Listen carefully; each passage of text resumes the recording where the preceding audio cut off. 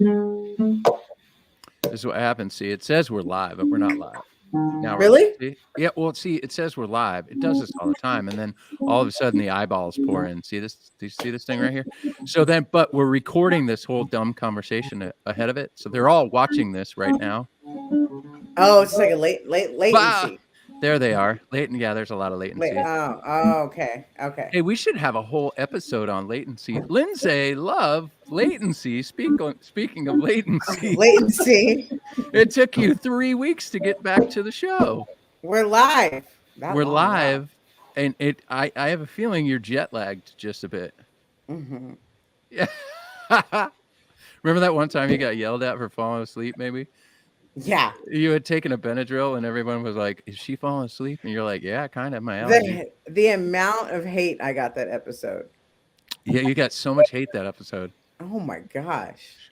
What are we going to do? But we're not going to get hate tonight because we got Carrie Too Smooth back on the show. Exactly. You know what I'm saying? We are here. We are live. It's Tuesday, Primetime. Gabe, roll the clip.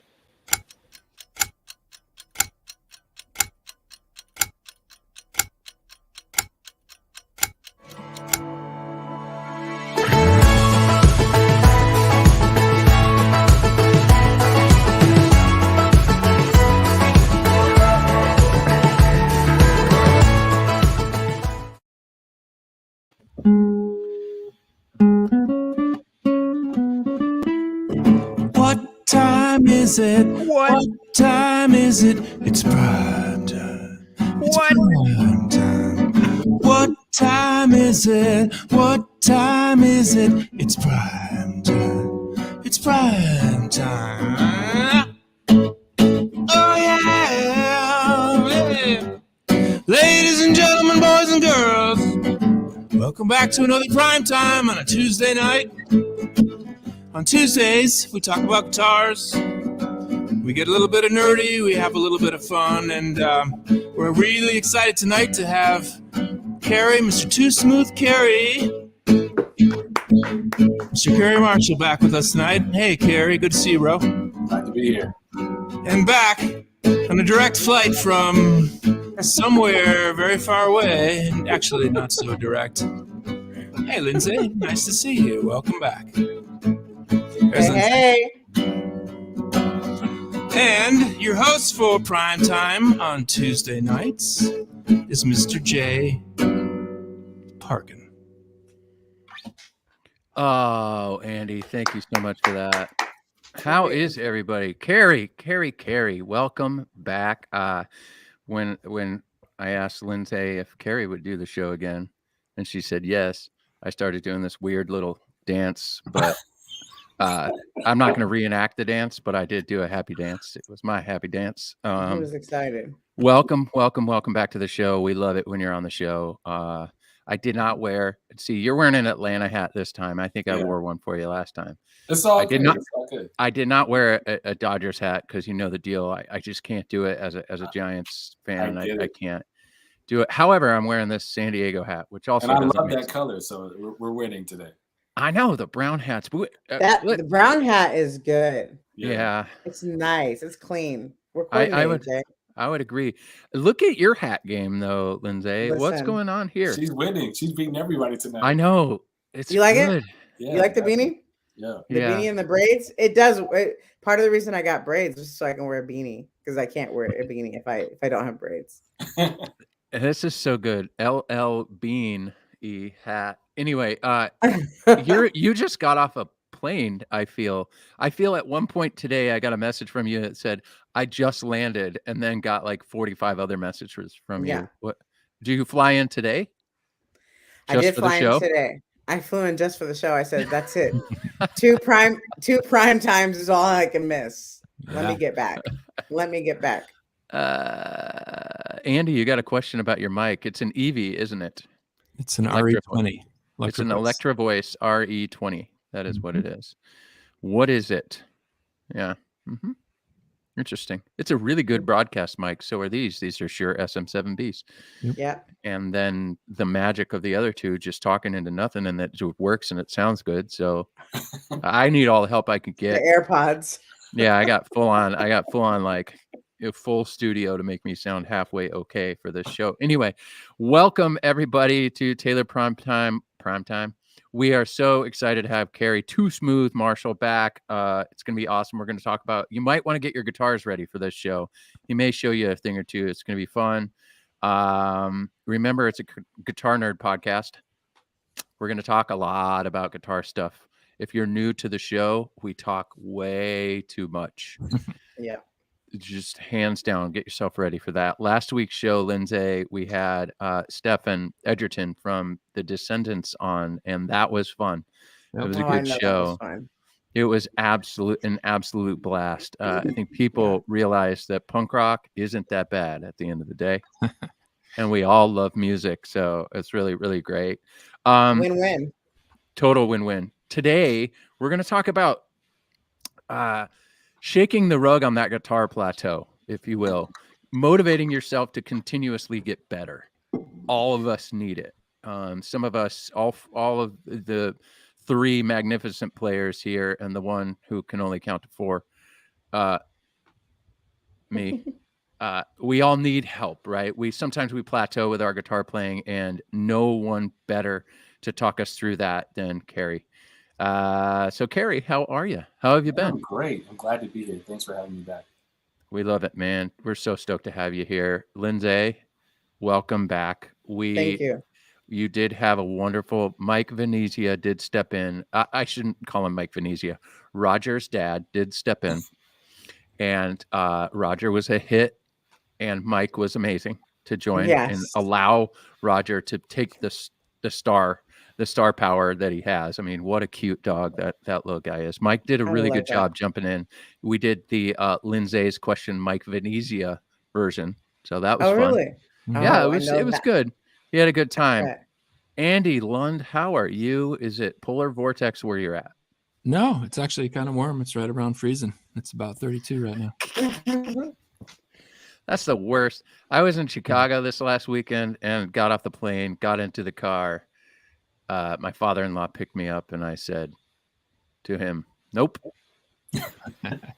Nope. Yeah. I don't need it. I don't need to live there. It's too cold. My mom is up there in the pseudo Northwoods kind of, I think. Where is that where you are? Where are you today? Yeah, I'm in the Northwoods. Yeah. I'm not sure which woods she resides in. Yeah, it's Northwoods. Do you ride snowmobiles in the Northwoods? Dude, I had such an awesome weekend last weekend. I rode 2 days in a row. Really? Yeah. Do you have a snowmobile? Is that something you just bought one? I bought one this year. Yes. Really? My latest toy. Oh, we could do it. It's super rad, man. That's fun. It's a gas. It's a gas. Get it? Ain't got no gas in it. We could talk about that. Could be a new sport. Yeah. Super. What do they call it? Snowmobile motocross or whatever. Snowcross. That's what I missed though. There was last weekend up here. There was a bikini race that I missed, and I didn't know about it. Would you have worn? What would you have worn? Would you have worn a bikini? I would not have participated, but I missed watching the race. And apparently they do that. They do that stuff in Chicago too, where it's like they ride their bikes with like barely any clothes on. The woman who won went 103 miles an hour within 500 feet. Wow. Oh my gosh. Yeah, no. Right? No, that's cool. So you'd come up for that, Jay? Nah. I mean, I would watch it, sure. But I'd be like, what? No, I don't need to do it. I mean, I guess the bikini part. Well, I don't know if anyone wants the bikini part for sure. That's for sure. No one wants to see me in a bikini anyway. That would be absolutely not. But anyway, real quick feed reminder. Thank you guys for hanging in there, listening to our jibber jabber. Feed reminder. Let's keep it clean. Let's keep it fun. Let's keep the nerd and guitar nerd. I know I say this every week. We got some new people join us. We just got a reminder. You don't want to be put in timeout. That's a bummer. Just hang out with us and enjoy yourselves. Okay. Trivia. Yes, we have trivia at the end. It's going to be a good one. Actually, it's not trivia. It's Evan's question. We got a good question from Evan. Terry, we got a guy, his name's Evan, who was winning like every single trivia question. Like he's read every word in every Wood&Steel magazine that's ever been written. So he knows everything. So we had him start giving us the questions for the end of the show. So that's fun. All right.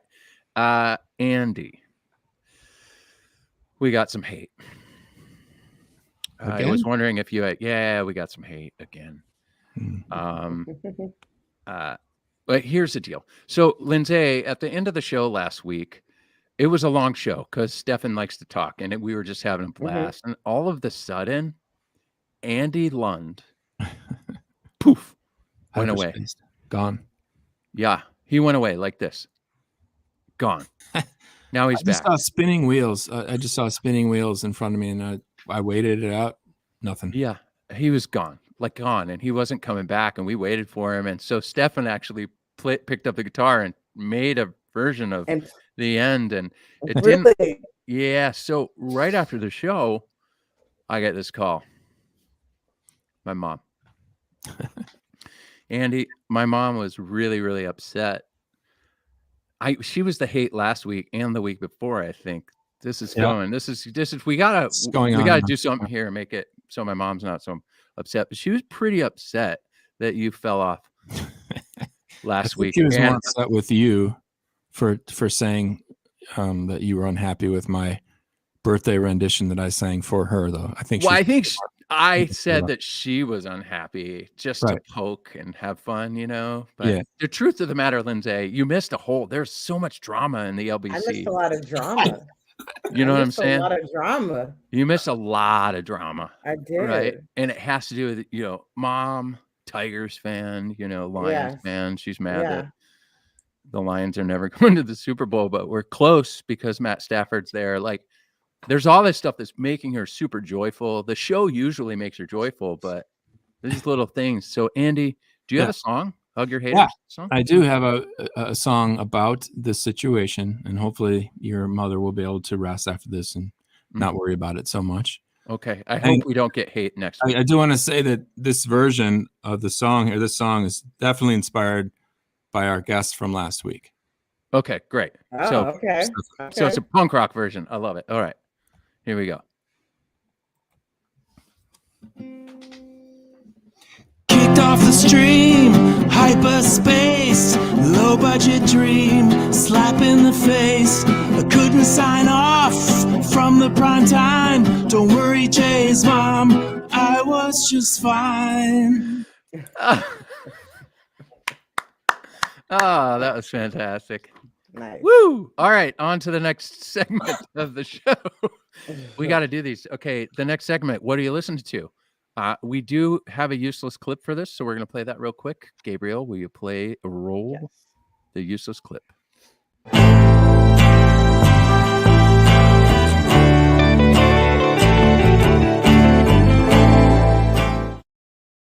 The useless clip. Do you have a song?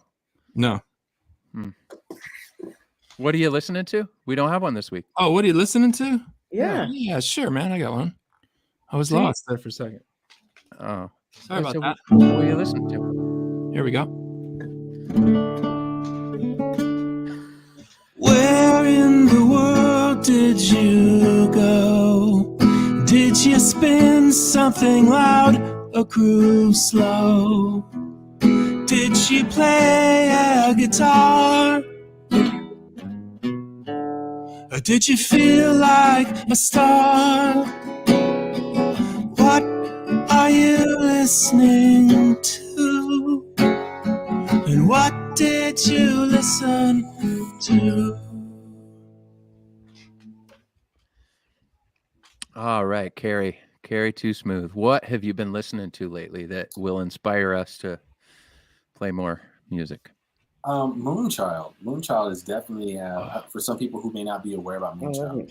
It's definitely a dope group, and for years when I used to live in Birmingham, I had no idea that they were like students that went to USC. And so when I saw them live, I was like, oh my God, I was blown away. So definitely put your hands into Moonchild. It'll definitely inspire you if you're having a rough day or you just want to vibe. It's definitely some feel good music, so you'll enjoy it for sure.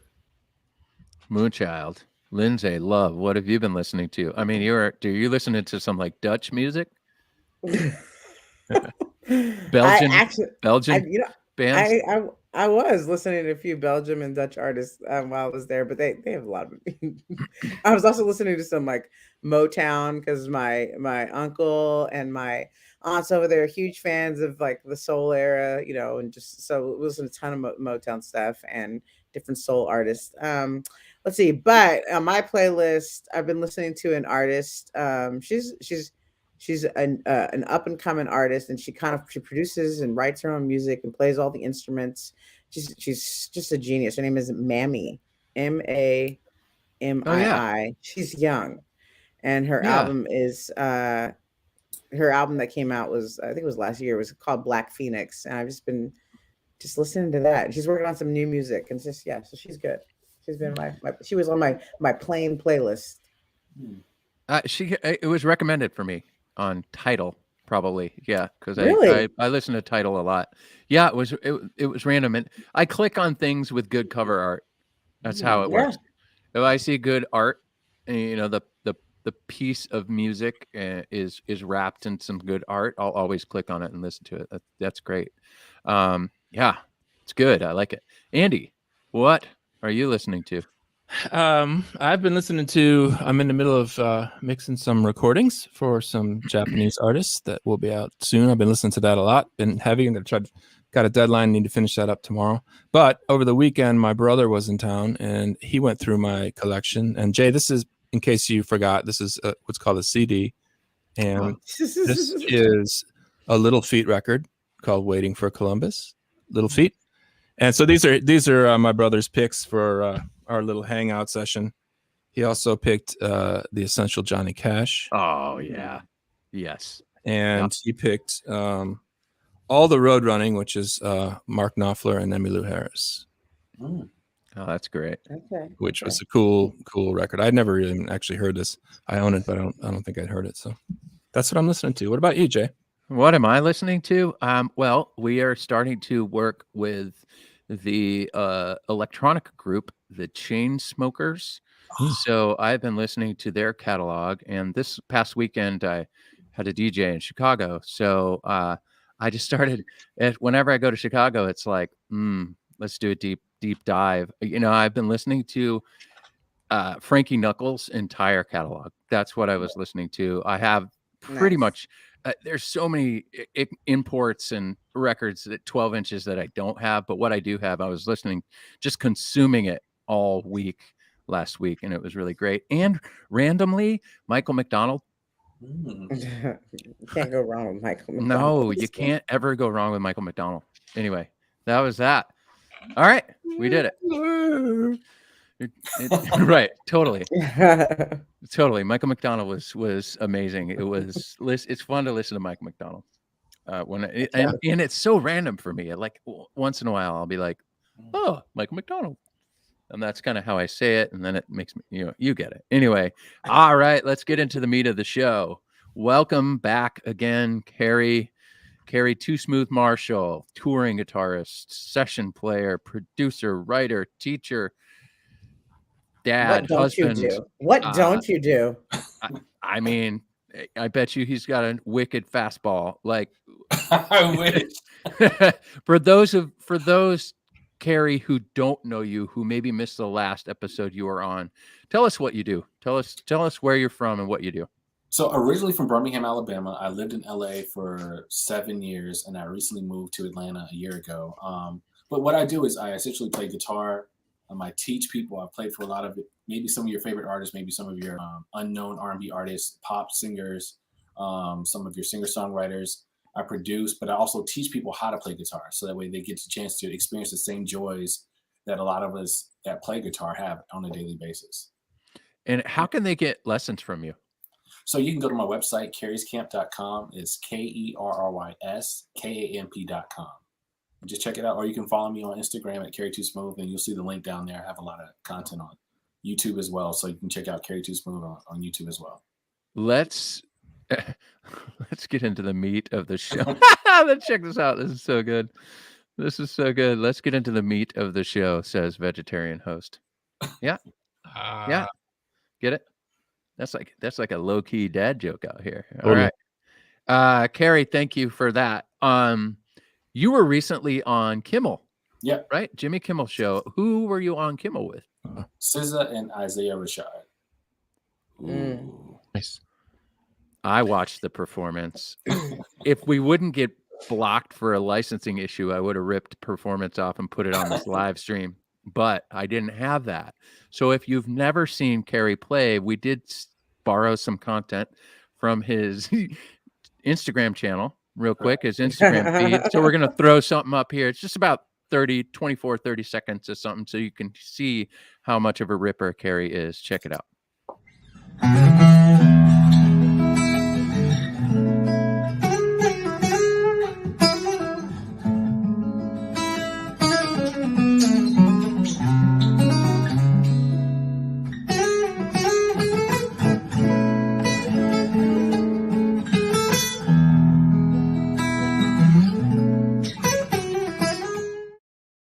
I mean, dude, come on. Oh, man. Lindsay. It's the guitar. It's not me. It's the guitar.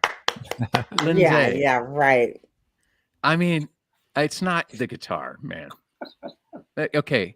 That seems like that's one of those moments in Carrie's evening where he's like, maybe his wife asked him to do something on the to-do list, right? He's like, hey, will you go do this? And he's like, yeah, I'm gonna just grab my guitar real quick and do something and rip that out, and I'm gonna film it while I'm at it, and then I'm gonna post it on social to show the world how much of a beast I am. Anyway, you're unbelievable, man. You are an incredible player, and we are overjoyed always to have you on the show. Lindsay, how did you meet Carrie? Carrie, how did we meet? I think we have we were already working with him a little bit, I think, but we had mutual friends, a lot of mutual friends on Instagram, and I've always been a fan of his playing. So I think I just reached out to introduce myself, like, hey, I know you play Taylor's, and I think that's what it was, right? Did I reach out? Yeah, that's exactly what it was. And I was like, if you ever need anything, hit me up.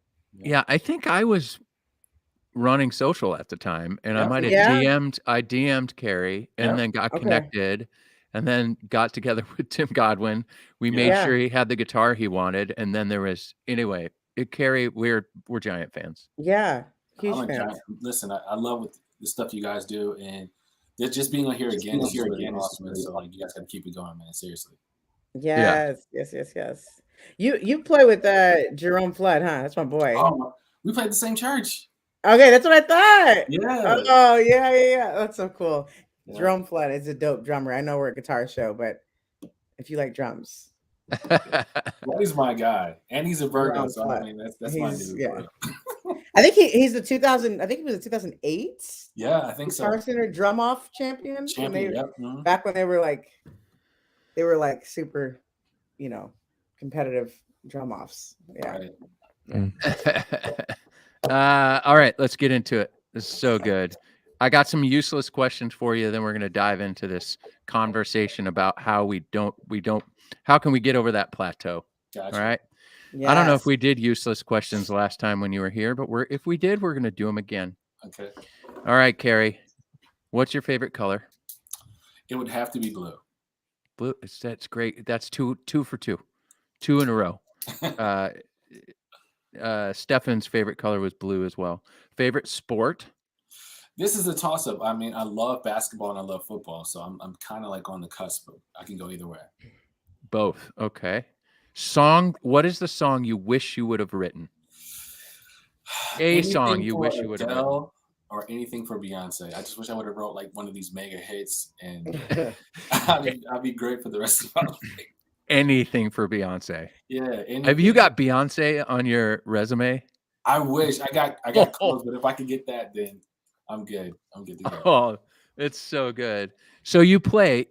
I asked Stefan this question last week, and I wanted to leave it on here. You play for everybody. You tour. You've been all over the world, the country, etc. Where is your most favorite country outside of the U.S. to play shows? I like that question. That's a good question. I would say Morocco was really special for me. Morocco was really special for me because that was my first call to go out with Jason Derulo, and we played in front of 150,000 people. And the hotel that they had me staying at, it was like a Sofitel, but like the room, I literally walked out on the balcony and felt like I was in Coming to America. It was just that beautiful. So that Morocco has always been a special place for me. So every time I get a chance to go, I'm always, I'm always in love with that place. I have never been to Morocco. I haven't either. Lund, have you been there? No, not even close. Man. All right, Morocco it is. Put it on the list. Let's take this show on the road, Jay. Let's take the show on the road. Do you think we could get budget for that? Yeah, sure. Yeah, they gave us $20 last year, so I think we can ask for that a little bit more this year. Finance. Lund said it's fine. Yeah. All right. Favorite guitar that you've ever owned? Doesn't matter if it's any brand. Would say, I had this PRS Custom 22 that I lost in a car accident probably 10 years ago. But that guitar, because this is the time that I was like, I had just fallen in love with PRS, and I finally saved up my money to get one. And when I got it, it was just the best guitar that I had. So I would say that guitar, because I've been trying to duplicate that sound, but I have not been able to find it. But yeah, it was like a Custom 22. I want to say it was like probably from early. I mean, it was an early model. So I mean, it was just old. Like you had the twist to where you can just select her on it. So I love it. Yeah. Yeah. So that guitar, hands down, probably was one of my favorite guitars. PRSs, depending on which one you pick up, they're like butter. Oh yeah, definitely, for sure. Yeah. All right. What is the first guitar you ever owned? I owned a Strat, but it was a Squire Strat. So it was just a beat What up color model. was it? Black. With Black. white pickguard. Yeah. I wanted to play bass really badly. And my mom, she was wise. She said I had to learn 6 strings first. 6. Yeah, it didn't work out. I went to lessons for a little bit, and then I was like, I want to play Metallica and rock music and do stuff like that. I was a typical boy wanting to learn guitar. I wanted to learn guitar parts, not the whole song. I didn't care about writing. Right. Later in life, I've been much better at writing than playing. So, yeah, a Squire Strat. Did you ever have a Squire Strat, Lindsay or Lund? No, I never had a Squire. No, they went right to they went all the way.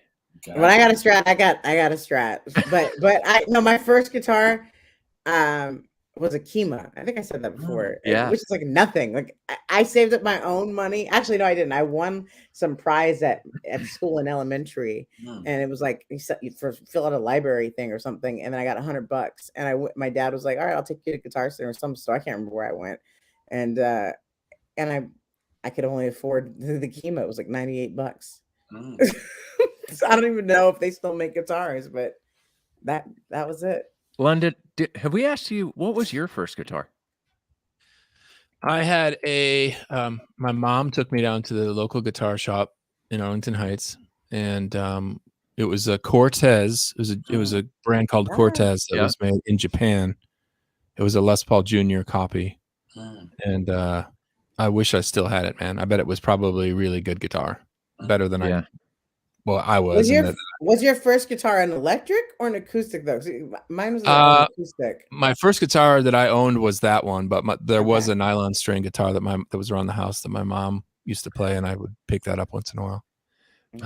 My first guitar was a Squire Strat. It was a cream colored Squire Strat, and I had that little tiny 10-inch PV amp that they would sell everybody, and it had a distortion button.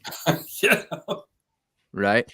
When I was like, I want that noise. Yes, that game. Yeah. Mm-hmm. It wasn't even. Here's a little bit of an example of how long ago this was. Okay, when I went down to buy that guitar, I had saved like $150, from cutting grass and doing jobs. And I went in, and the total of the bill was like $167.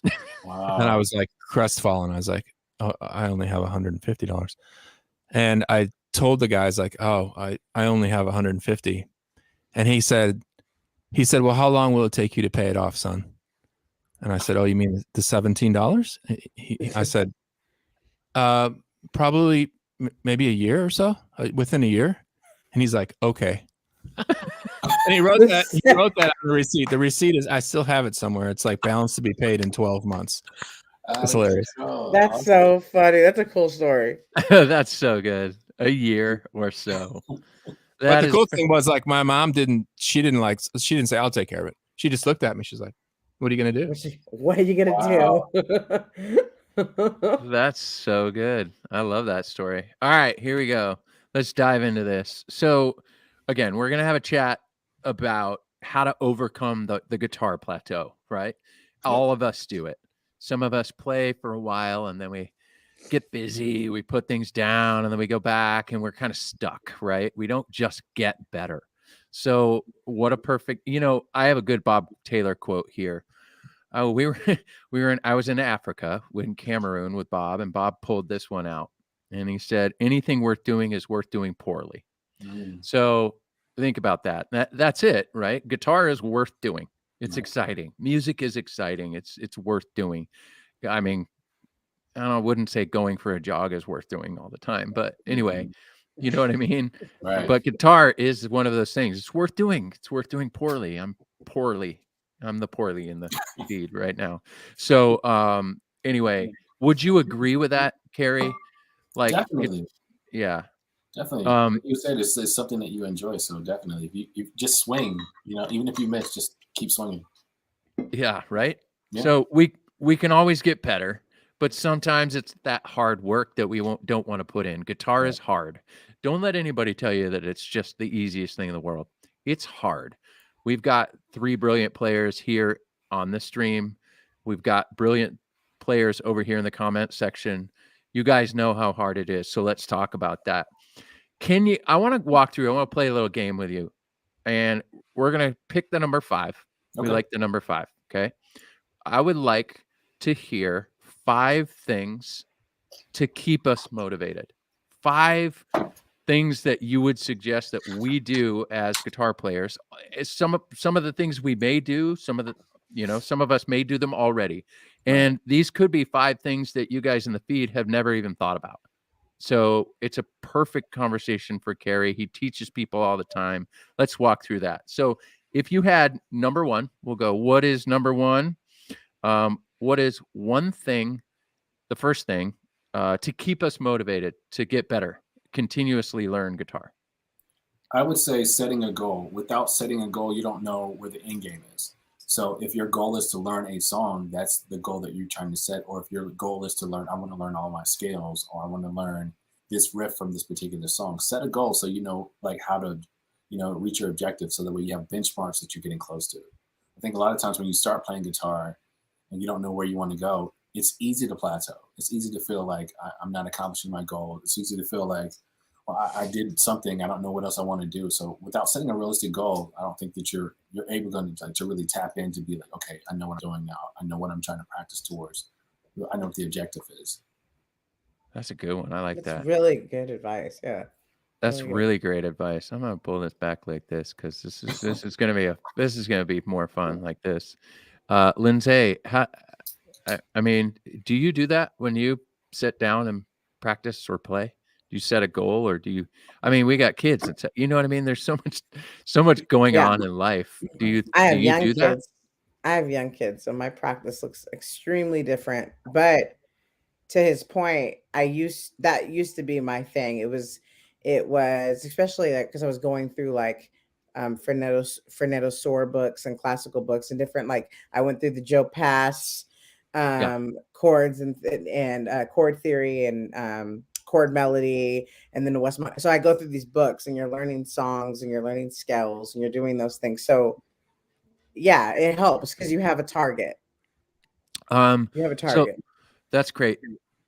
So like last week, Lindsay, we did something a little bit different. If I see questions throughout the discussion, I'm going to pull them onto the screen so that we can talk about them right there. We got one right here. Is a goal of X amount of practice a week a good goal? I would say, yeah. Like, so, I mean, like, I was watching this thing on TikTok the other day and was talking about how I guess this guru was trying to teach people habits that were like going to work out. And he said, go to the gym for 5 minutes and then leave. So you go to the gym for 5 minutes for a week and you leave. And what it's doing is establishing the practice routine of you actually going. You may not like going to the gym, but the fact if you do it 5 times for 5 minutes, whatever, it's like getting your body used to it. So the same thing, if you want to set that goal for practice, like I want to practice at least 5 times a week. you may only practice for 2 minutes at a time, but what you're doing, you're getting your hands used to it, because it's the consistency of having the instrument in your hand, making sure you tune your guitar each time, or if I want to work on this same riff every single time. So yeah, that's a great goal if you're initially starting out, or even if you've been playing for a while, just to work on the consistency. Without guitar, if you don't use it, you'll lose it. So there's plenty of stuff that I've forgotten over the years because if I haven't played that particular riff, or even at that song, I mean, there'll be plenty of times I'll get on a gig with an artist and they'll be like, oh yeah, we used to do this like a year ago. I don't remember that.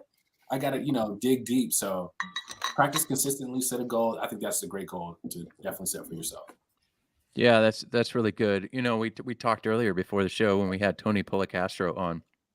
One of the things that he talks about is that time, again, like you just said, going to the gym for 5 minutes. 5 minutes is a decent chunk of time to play guitar every day. And people, like Lindsay's got little kids, and us at Taylor, we're busy. And so I try, right?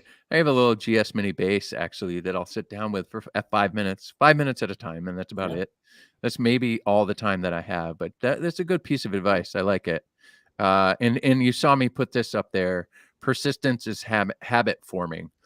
I learned something recently, and it's going to talk about health and wellness real quick. So we're changing this to a health and wellness podcast real quick. But I learned that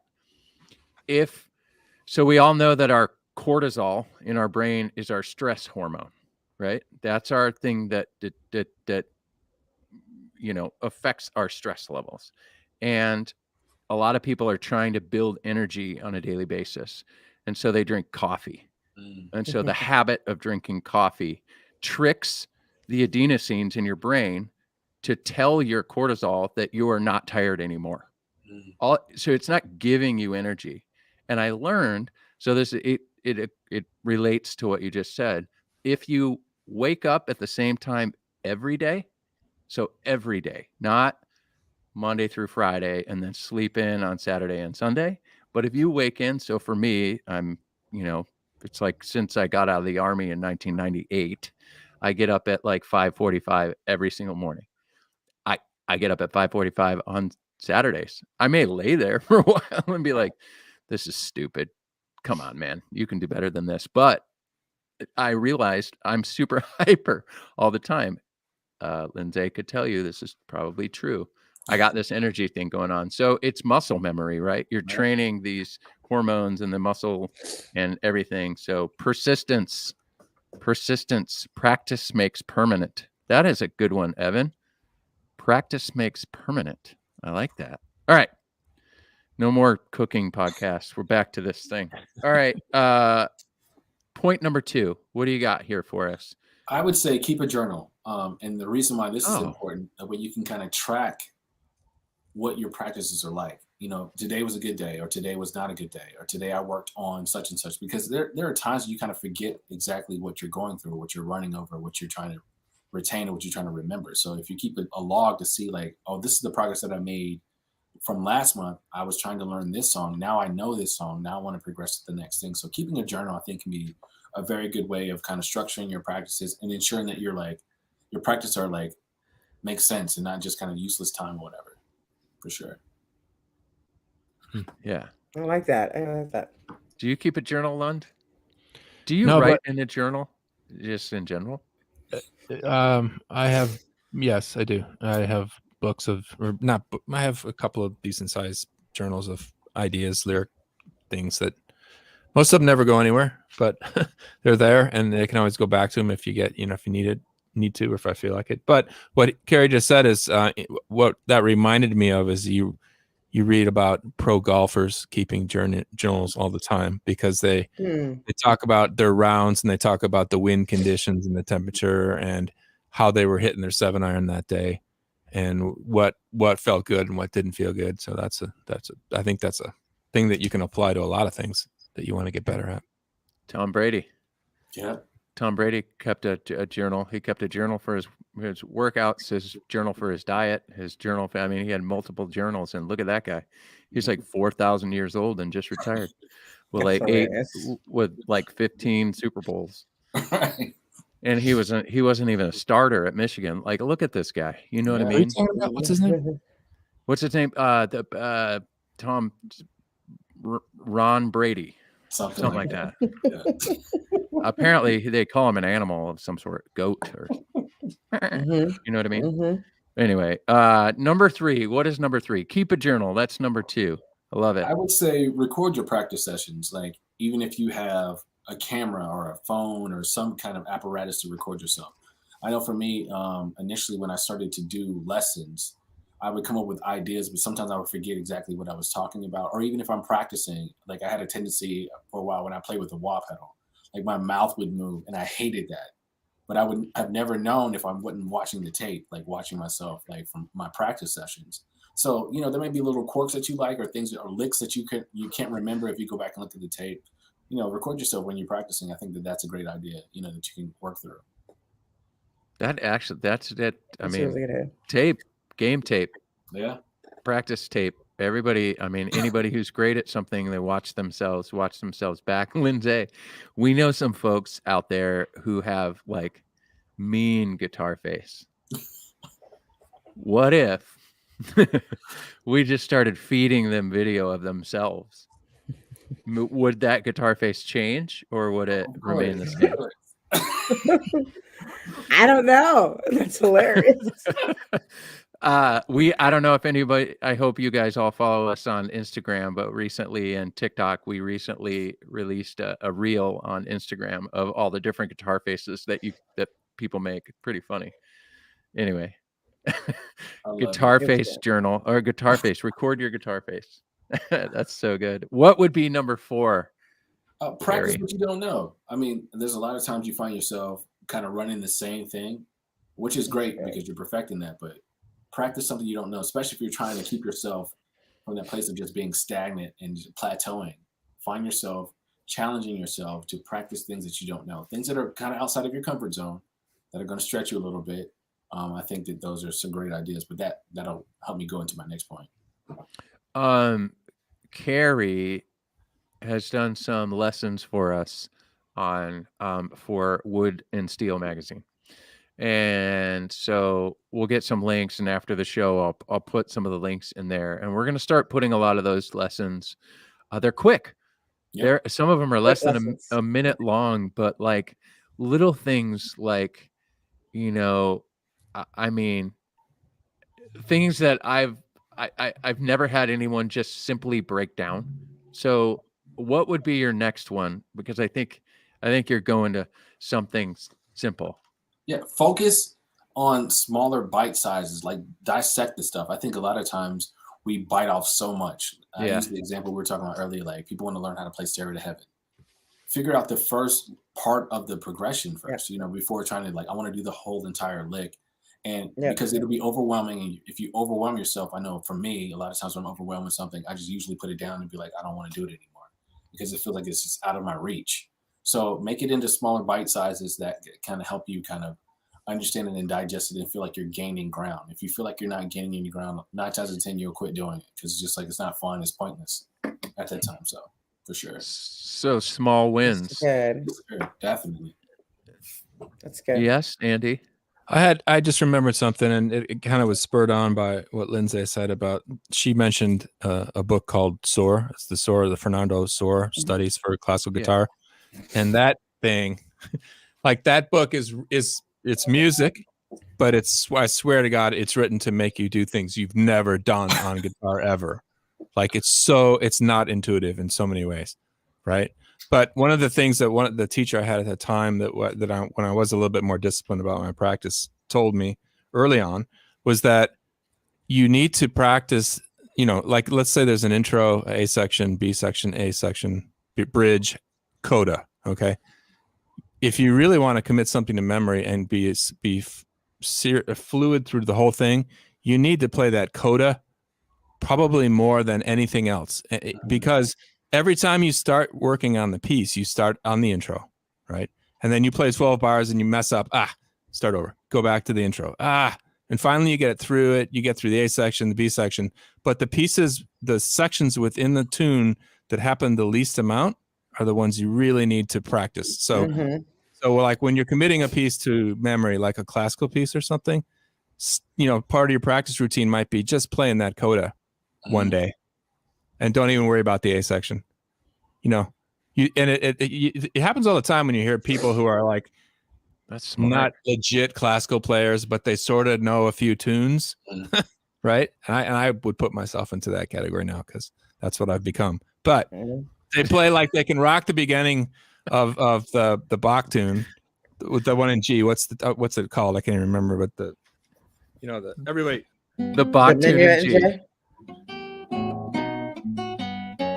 That song, right? Yeah. But how many of them can actually play the B section? Yep. Yeah. That's where they fall apart because they don't practice it as much as the A section. Right. Yeah, I've forgotten the B sections and the codas of a lot of classical songs. Yeah, right. Because we just don't practice them enough. That's right. Yeah. You don't practice. We don't practice enough. That's the whole problem. We don't practice enough. Practice. Practice. Are we talking about practice? Talking about practice. I ain't talking about practice. Not a game. Not a game. Talking about a show. Put me in the show. Put me in the show. Not a show. Not a show. Oh, here's one. Check this out. I am new. What is a good reference for understanding what Andy just went through? For that classical music, yeah. What's a good reference? What's a good reference? So there's a whole group of. It's not hard to find like the basic classical guitar songs that people start with. There's a whole repertoire that starts very simply, and it's not that hard. But part of it like is to play that stuff in my mind to really play it, you have to have it memorized because then you're not thinking about it. There's no transition from the page to your brain to your hands. It's all your brain and your hands, right? And so any of those classical tunes that have a definite form to them is something that is a reference point for what we're talking about. It can be very simple song, but if there's one part that only happens one time and it's at the end of the tune, you're probably going to screw that up more often than not, just because you always start at the beginning. So the beginning gets worked on a lot and the ending does not. That's good advice.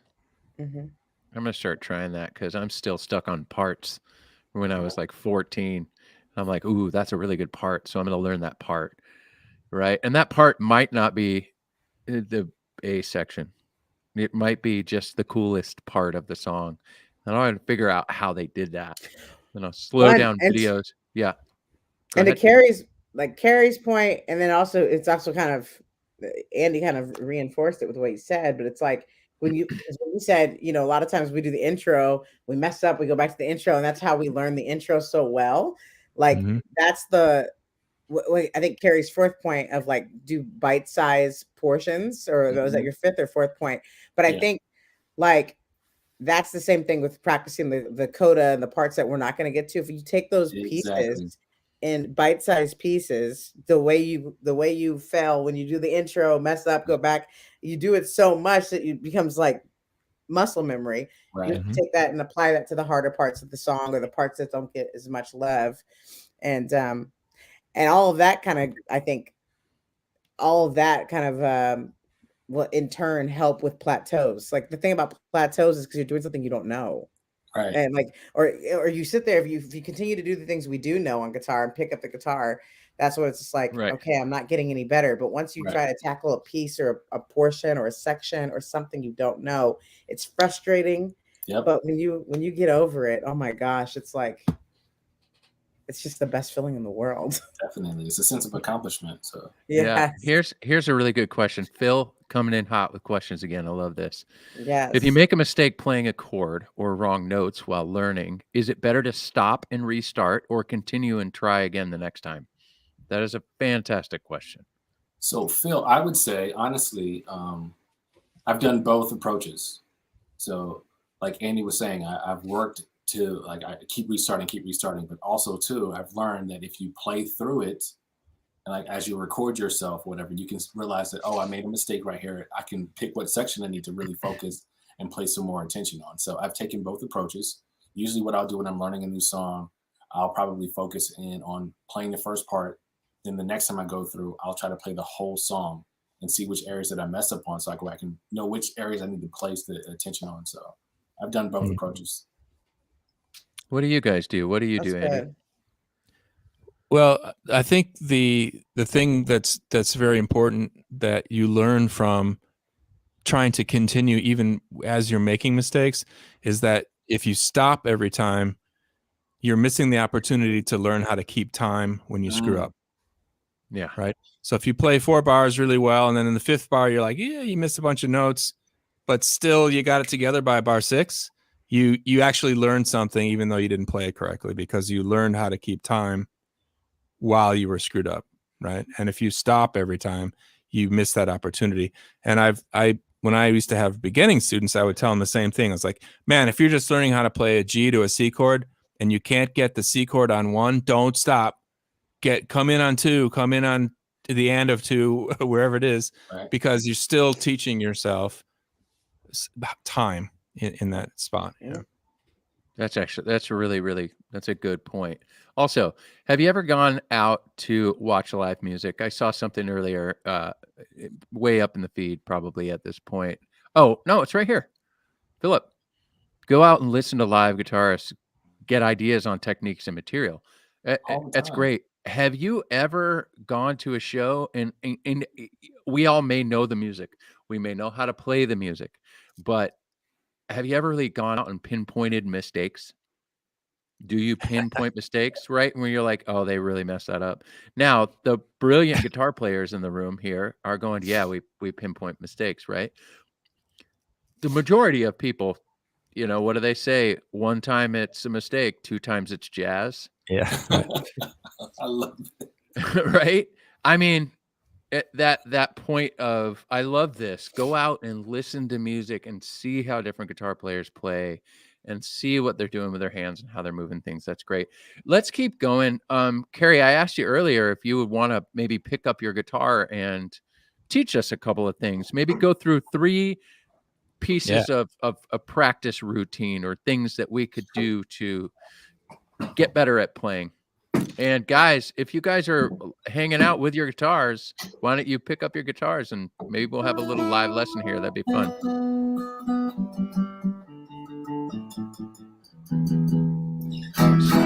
First Step and 1. foremost, I tell people all the time, you got to make sure you're tuned, because if you're not tuned and you're playing something that's going to sound off to your ear, and you're going to feel like I'm not playing the same thing that I was always playing before.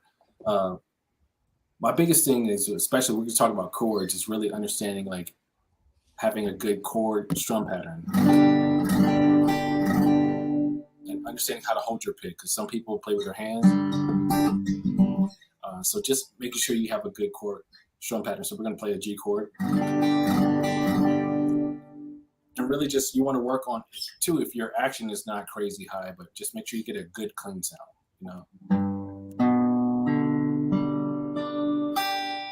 Going through each string, making sure that you're strumming and you're getting a good sound overall. And the great thing about this is, if you're playing this particular shape of G, you can just drop your index finger and your middle finger down to 1 string, just the next string, whatever, you get it C chord. So it's just.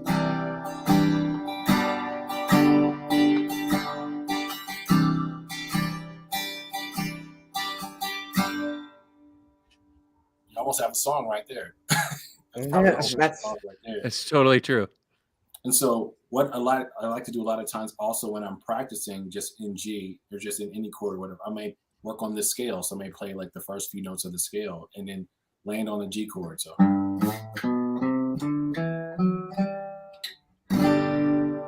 it just helps me with my dexterity. It helps me to remember like what I'm doing. Also with the number system, I can just call out if I want to say, like, I'm playing my 1, my 2, my 3, my 4. And then the great thing about that I love about G is you have all these open voicings. Instead of you playing a C this way, your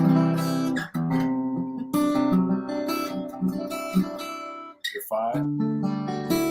I learned a lot of these concepts from Eric Johnson. He used to do like 3-note chords.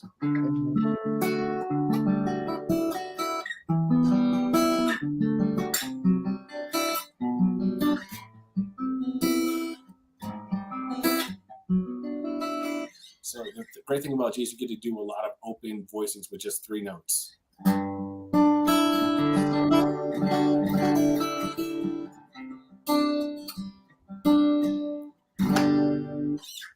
G is really powerful. If you know how to play an open G, using that capo, especially if you're playing acoustic, will allow you to kind of, transpose in any other key. So I love playing an open G. So let's slide this up a little bit.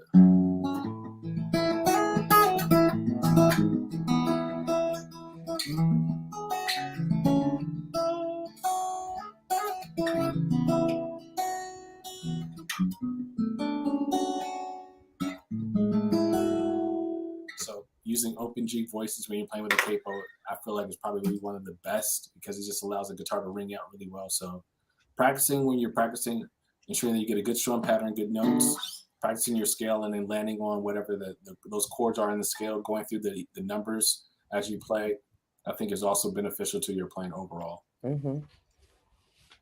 I love it. I love it. I can't wait we're going to launch this entire, I mean, we, commissioned Carrie to make some videos for us, to make some lessons for us, and he ended up sending us like 417 Oh my little gosh. mini lessons. I was on a roll. But they're your technique, your style of teaching. There are so many people out there who teach. There's our good buddy Marty Schwartz. That's my guy. I love Marty. Tony Policastro. Yeah. I mean, I could name them. I could sit here and name them all, but I would miss a few, and then I'd get a weird text message. You forgot me, bro. There are men and women out there who teach amazing guitar players who teach. So I would also say, for me, it helps to not just focus on one person teaching, but kind of find a couple or a handful who actually can help relate guitar to you. I mean, and teach you how to be better. But I'll tell you what, Carrie, the 3 lessons that we posted in the last Wood&Steel magazine, I think one was like diminished 7th chord. Yeah. Mm-hmm. And I'm like, my whole life, I needed that 1.5-minute video to teach me how to get the sound that I was looking for. Right. So broaden your music, find different genres that you're not used to playing. Part of the reason why we had last week's show is to show that you got this guy who is like a punk rocker, and he's in a legendary punk rock band. And, it's like punk rock, all they do is strum really hard and they play, and the acoustic guitar buzzes, you know what I mean? And it's like, yeah, but he's took some time out of that scene of music and went and got classically trained. And you got people like Alex Skolnick. I brought him up before. He's a big jazz player. It's a jazz trio now that's great, but he's in the band Testament, plays metal, and he left that band and went to Berkeley and then came back to that band. And he's this jazz player, and he's got this classical thing. And that's what keeps me excited about playing, is just finding new music. Definitely. Lindsay, we should have Chemist on at some point. Dude plays. We definitely need to get Chemist on. Hip hop. He's flowing. He's got this. He's a lyrical genius on top of his own guitar playing. Oh wow. Mm-hmm. He doesn't have, most of the time you can see him on Instagram just playing by himself. Yeah. And he's just brilliant. But reaching out of your comfort zone, I guess, would be a pointer that I would always give. Finding just different genres of music that you think you don't have to stick to one thing. And that's I very think true. I mean, I feel like with most guitar playing, if you think about it, it's like I tell people, like, my playing is like a pot of gumbo. I have snippets of other things that kind of make the overall sound. But like when I was growing up, a lot of people that I knew were playing like more kind of country and more singer-songwriter kind of folksy stuff. So I fused that with gospel, and I used that. And when I was playing R&B, so it's like you said, you got to get out there and start listening to different genres and kind of like find your own little pieces that you like to kind of create your own sound. And it definitely helps expand you and gives you like a lot more options whenever you're playing. Because what you're doing, if you're doing the same thing over, it sounds really cool, but the more you can expand, you can learn how to play the same song a different way to give it a different kind of interpretation, which is always really cool. That is what I love. That is what I think that your lessons that I've watched, all of, as we cherry pick 3 at a time for different magazines or releasing here and there. But that's what I think I've learned the most from you is all that you're teaching, everything that you're teaching us is you can use it in any song. You can use these little, it's like, you got the sugar that you're sprinkling on top of everything. And I think it helps you get better. It helps me just be a better player. Or when I'm writing, I'm like, what if we did this? Oh, I'll do a little biddly boop and make that whole little thing will make it a little bit more exciting. Man, it's so awesome having you on here. Guys, let's go into some Q&A for Carrie. Again, you can find him at Carrie's camp if you're interested in getting lessons directly from the man himself. Yeah, we got some questions coming in. Carrie, let's change this little format real quick again because that's more fun. Ken Rogers, Carrie, what's the most difficult technique you've mastered? I would say just overall chording, because a lot of times when I'm on these acoustic gigs, it's only just me and the artist. So you have to learn how to be as full as possible to not feel like there's dead space. So learning how to be as full as possible and keep the percussion going, because you're the whole band. It's one band, one sound kind of situation. So that's probably the biggest technique that I've really worked on. Because this used to be I had very vanilla chords, and I would just hang on a chord, and it'd be like a lot of space. I'm counting 1, 2, 3 to the next chord, and then sometimes the singers would be like, I need you to fill up it a little bit, but not just doodle, but I need you to fill it up and make it feel a certain kind of way. So working on making it full without being too busy was really something that I mastered really well. Speaking of percussion, check this out. Carrie, can you demonstrate playing with a bit of percussion? Sure. Check this out. So Sam Smith, stay with me. So.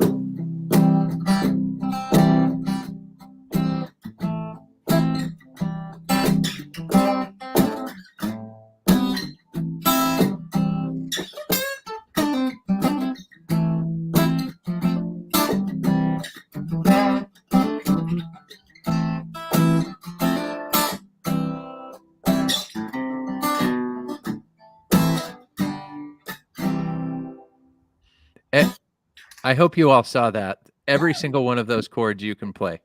Yeah, exactly. Every one of those chords. There was nothing that was like a secret or super powered or special. Like every single one of those chords you recognized he did. And what I've learned from you is strumming and rhythmic on you. Yeah, I can do this stuff, but I'm learning this stuff. Yeah, the maturity that you have in your strumming hand it's really impressive. It's fun to watch. I appreciate it. Yeah, I learned a lot of that really playing with the artist Lettucey. She was really a stickler when I was playing with her. It was like, you got to make it feel a certain kind of way. And what I realized is, even though I was playing R&B, I took a lot of those same techniques to singer-songwriter kind of situations. And every singer-songwriter that I performed with was just like, you're doing this thing that makes it feel incredible. I've never heard it before, but it makes it feel incredible. And that's when I realized a lot of these techniques can cross over to different genres, because people still want to clap their hands. They still want to feel the music. Yeah. And kind of creating that, even though you don't have a person that's back there on a percussion or with a shaker or a triangle, you're creating that environment. So yeah, so like I said, that's those chords we've all played, Go ahead. I'll say that's interesting too, because like you see guitar players and like acoustic players that do this, do the solo thing, and some of them, will use the guitar as like a drum, actually. Exactly. Yeah. But like, I love that what you just did to demonstrate percussion wasn't the drum on the guitar. Right. I mean, I think it's cool. I like that stuff. But like, the guitar has a percussive sound to it already. If you just strum and mute a certain way, like palm mute a certain way, and then come back and kind of, and so you just demonstrated kind of like the most, I think, authentic form of percussion on a guitar is just how you pick, how you strum, the way you attack the strings. And then you also demonstrated the double stops. You have it, which is like double stops. Yeah. A little, it's like, I think it's one of the lessons on the latest Wood&Steel. If you haven't checked it out, just like a simple thing, how to add double stops to color up your playing. Exactly. Seriously, I get that one double stop lesson made me like a genius for a week. You know what I mean? Like it changed like the whole. It's a game changer. It's a Yeah. game changer. It's like the whole thing, just like to the point where like, my wife is going, "You're better," you know? Thank Carrie. Anyway, we got some more questions up here. This one's good. Sam. Oh, wait. Gabe, I snaked you. Yeah. We'll go with this one and then we'll go back to the other one. Carrie, great show. What are your tips for building speed? I watch really good guitar players play runs so fast. I wonder how they do it. Playing with a metronome.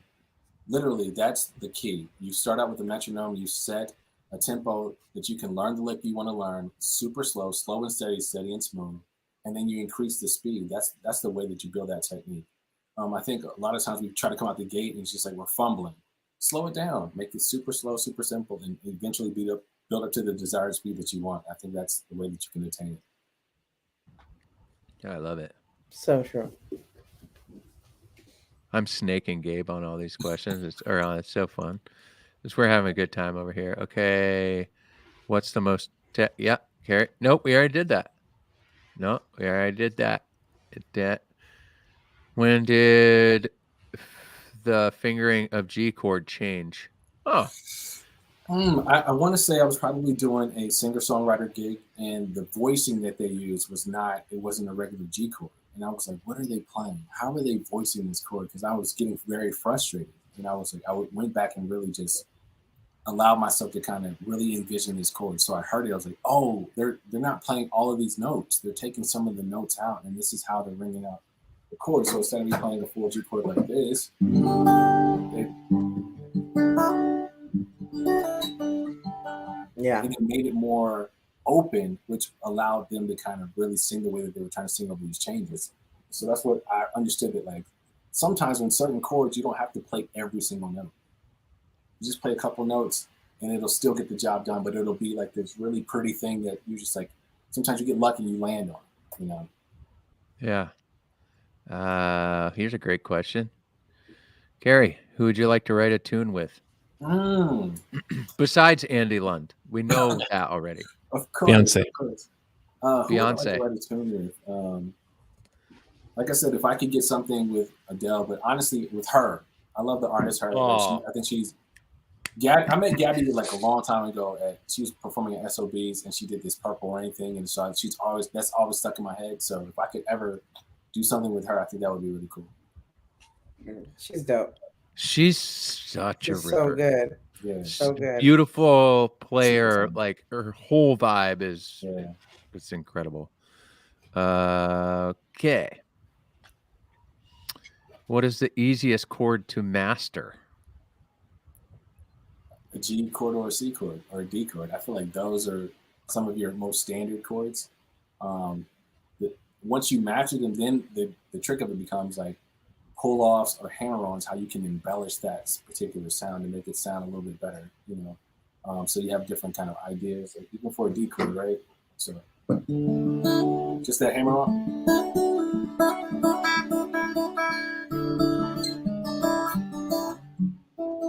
Just going through that whole, like walking down on a D chord.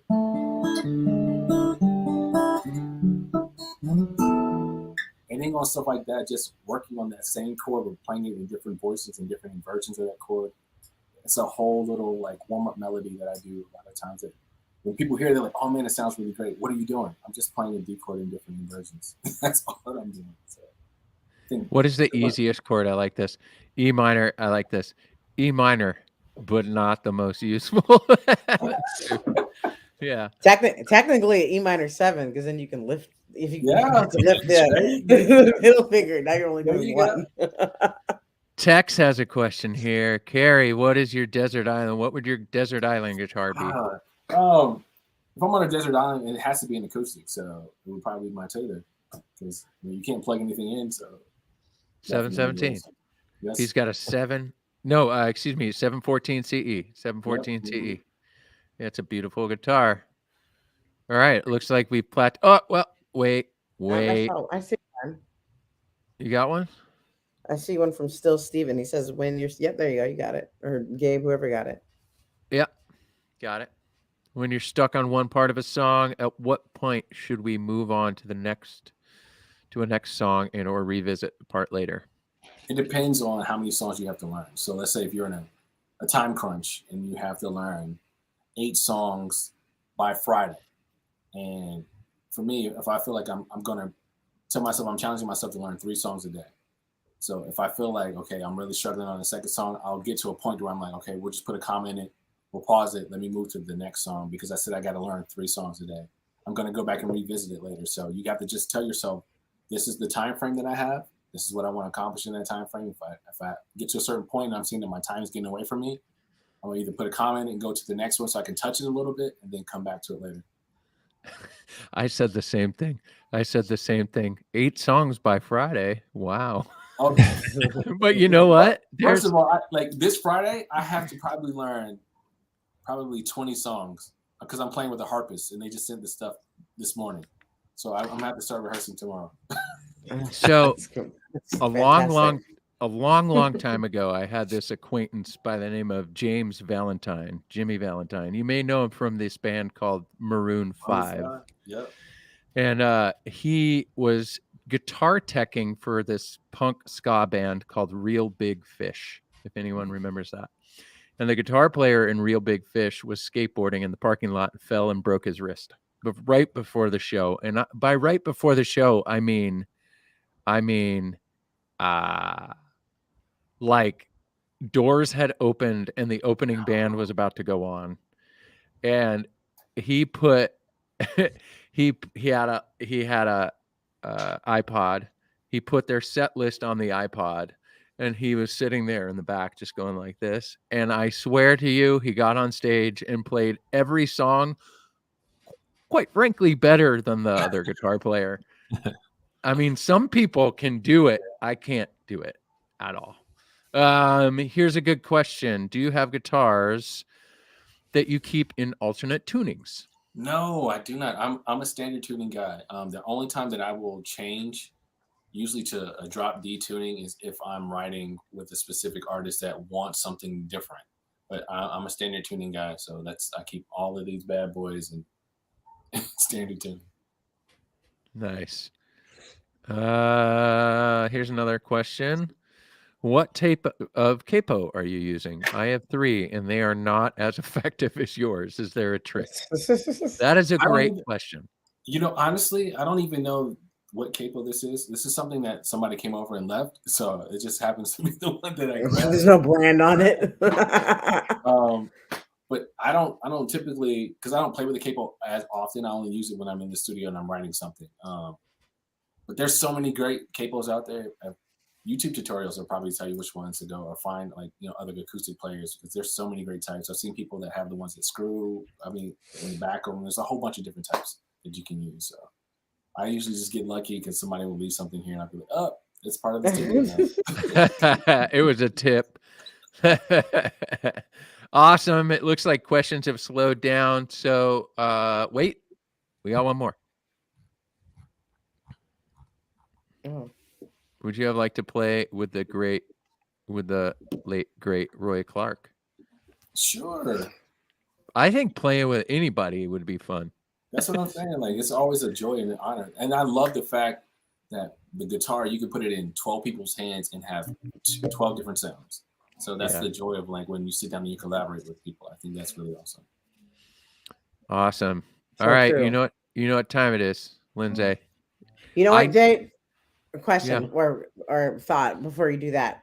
Okay. I don't know if you're going to write them or not, like after you do your post-production, but the five tips, that way people can see right on the top, like write them in the comic section, or if you're gonna write them in the info, because those are really good tips for people to kind of, we have a lot of guitar nerds here, and those are really good tips to kind of remember.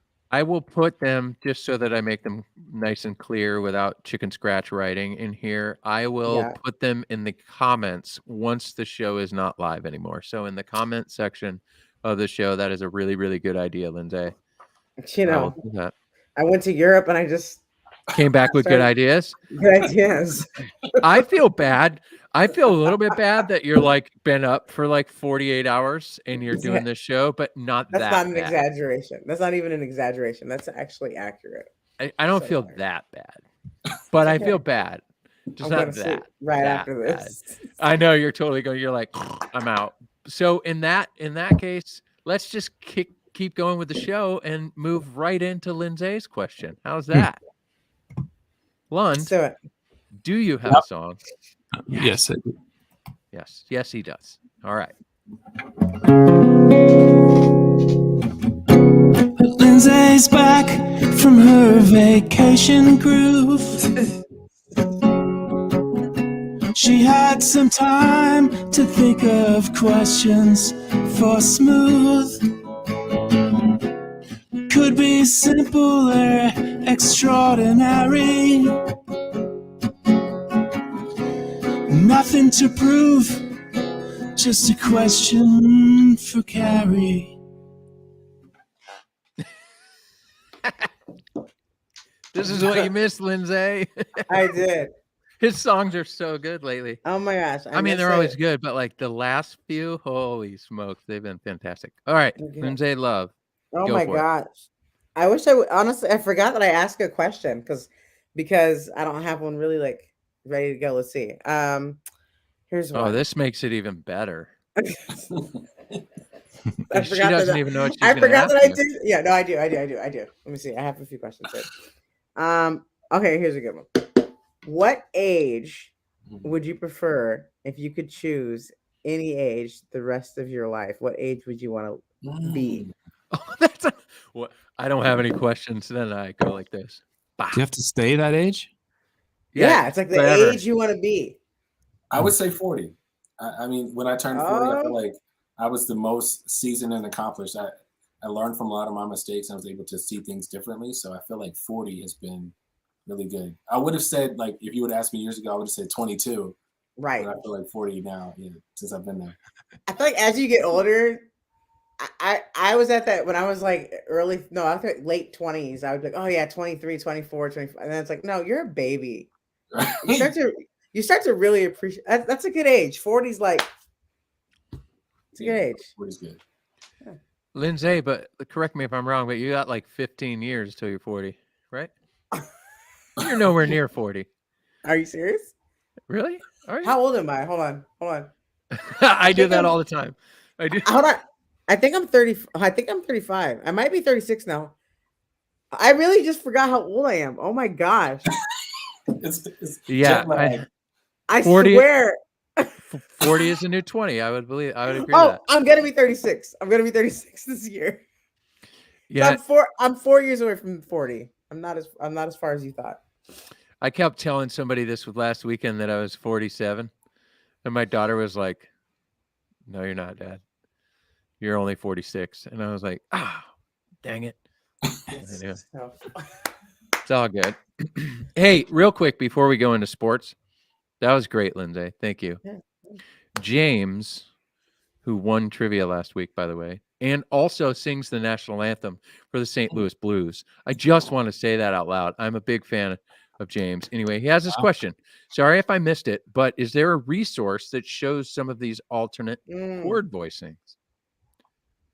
Carrie's camp. We have a video chord library. I promise you, I show you every chord that I play. So we have a video chord library. Not only do I tell you the chord, because some people are visual learners, but also play it so you can hear it. And we slow it down so you can slow it down and you can actually see it. So, yeah. You know what though, Jay? This is a good part of learning another point of learning guitar too. And I'm not you should definitely go to Carrie's camp for sure. But figure out all the places you can play a C on the guitar. Learn all of them. I do that. Right? Very true. Right. Yep. And then usually, like he was talking about earlier, he mentioned the way that Eric Johnson voices chords. Like he'll do a thing where he'll take if you take a triad, like the root, the fifth, and the third, he'll space them apart from one another, and then you find those on those three strings because it's pretty mathematical. It all lines up, and once you kind of get it figured out, you'll see that there's a lot of things that repeat themselves. Yep. Exactly. Good lesson though. Thanks for the practice tips. My Taylor 6-string has missed me for too long, and 5 minutes a day is achievable. I 100% agree, and that's about how much time I get to play a guitar a day, and I've consistently gotten better. But Andy, that little trick that you told, that little piece of advice there of figuring out where the guitar, what you can do, where you can play those chords on the guitar, that's actually how I'm a way better writer than I am a player, and that's how I do things. I'll find the sound that I want to hear by going, okay, I know I want it. Okay, got it. But I'm nowhere near as good as you guys. Well, that's a fact. You know what I am good at though? Arguing about sports. Yes. Arguing about sports. We do not need a useless clip right now, but we do need a song, Mr. Lund.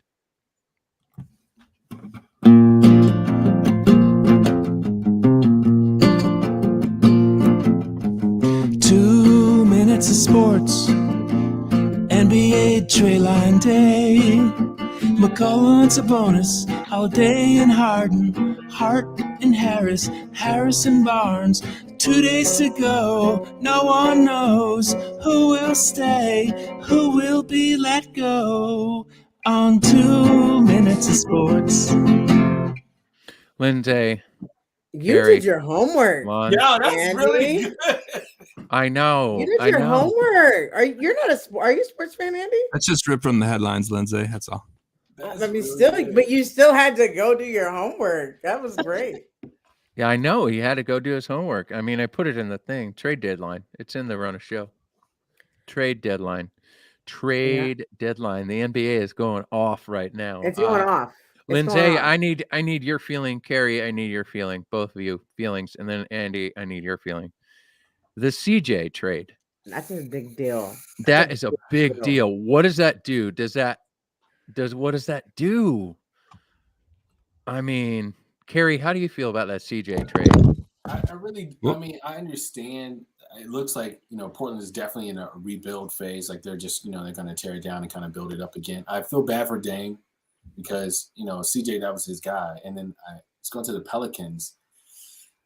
I hate when good players sometimes, there's nothing wrong with the Pelicans, for real, but it's just like they're not really going anywhere. So it's just like they're also in a rebuild phase too. So it could be a fresh start where he is the guy, so maybe there's some upside there, but it's just two teams. I don't know why they decided to make that kind of trade and transition. It just doesn't make any sense to me. I think they did it for the picks. I get it. But I'm just saying, like, it's I hate it. It was a big deal. Definitely probably the most oh my gosh, shell shocking trade of today. But I think they've tried to make it work the last 5, 6, 7, 8, whatever years. You got to shake it up, and you got to blow it up. Yeah, you got to shake it up. That's true. I'm not that mad about it, but I love CJ. I think he's such a great player. It's so much fun watching that dude on the court. He's such a pro, and he's going to be great no matter where he ends up. But that trade was crazy for me today. Super Bowl.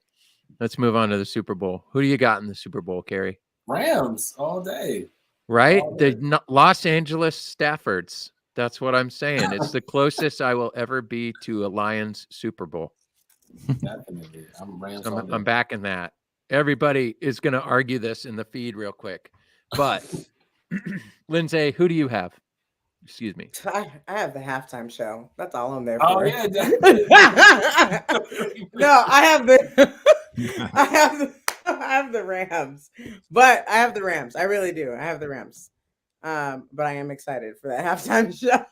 Gabriel is so upset right now because he's like, Ohio for life. And I'm like, I get it, but something about that home crowd. It's going to be really interesting. The home crowd, it's just about to be the Rams are going to, if the Rams lose, I'm going to be so shocked. Yeah.